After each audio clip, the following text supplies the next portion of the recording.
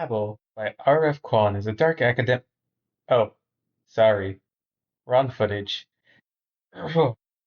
Babel by R.F. Kuang is a dark academia novel set during the time of the British Empire's foray into China. It covers the life of a boy eventually turned man named Robin Swift, who finds himself stuck between two worlds that won't let him not take a side. As a child of Asia but prodigy of Britain, Robin must decide the person he wants to be, and R.F. Kuang does a solid job covering that story throughout the novel. From the start, she does a strong job of characterizing Robin as someone who wants to do what's right, but doesn't always have the conviction to follow through with it. Robin is a good protagonist to see the story through, even if I don't always find him the most interesting. The same could be said for the rest of the cast. From the mysterious rebel Robin meets to the rest of his entourage, the characters are solidly written in terms of their service to the overall themes of the book, but as individuals, they are mostly fine. There are some good character moments, don't get me wrong, but nothing that really stood out too much. The main purpose for the cast is their role in presenting the themes of the narrative Quan is showing to the reader, and honestly, nothing wrong with that because the themes and the narrative for the book gel really well together.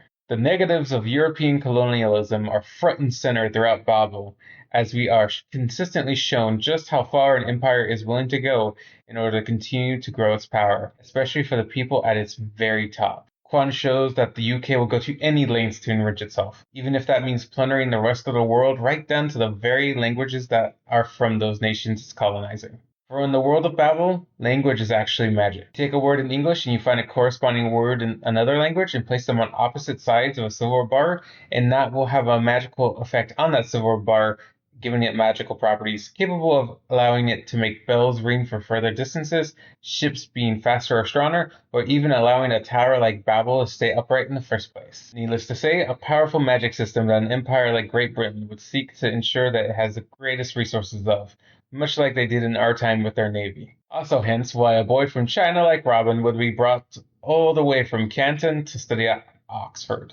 Great Britain wants to be able to continue to grow in its strength and will take even the very languages of the places it's colonizing and use them against them to extract even further riches. Quan does a wonderful job showing this as she shows the educational system of Babel being used to bring children from all over the world in order to provide translations and match pairs to feed the very empire that is colonizing their homelands. She also shows the snobbery of those children's professors who find the British ethnically superior to the very children they are teaching, even if they happen to be their own children even. It shows the contradiction of Britain's feeling of superiority over the rest of the world and their very need to take resources from the rest of the world to feel that feeling of superiority. Kwan does a wonderful job showing this throughout her book. She also shows the lengths one might have to go through in order to fight against a system like that. She doesn't give her characters an easy time in the world they live in. Some people like to say that Kwan's writing is more young adult than adult fantasy, but the events that transpire in her books are often anything but.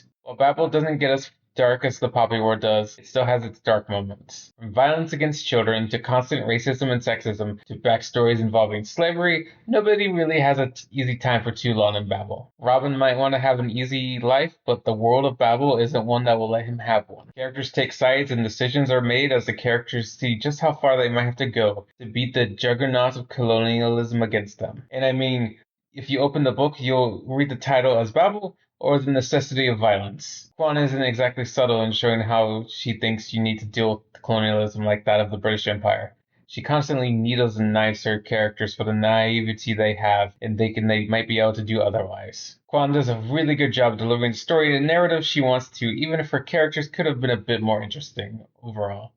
And overall, I'd probably give Babel a 7.5 out of 10. It's a good experience, but I enjoyed her prior work in the Poppy War better.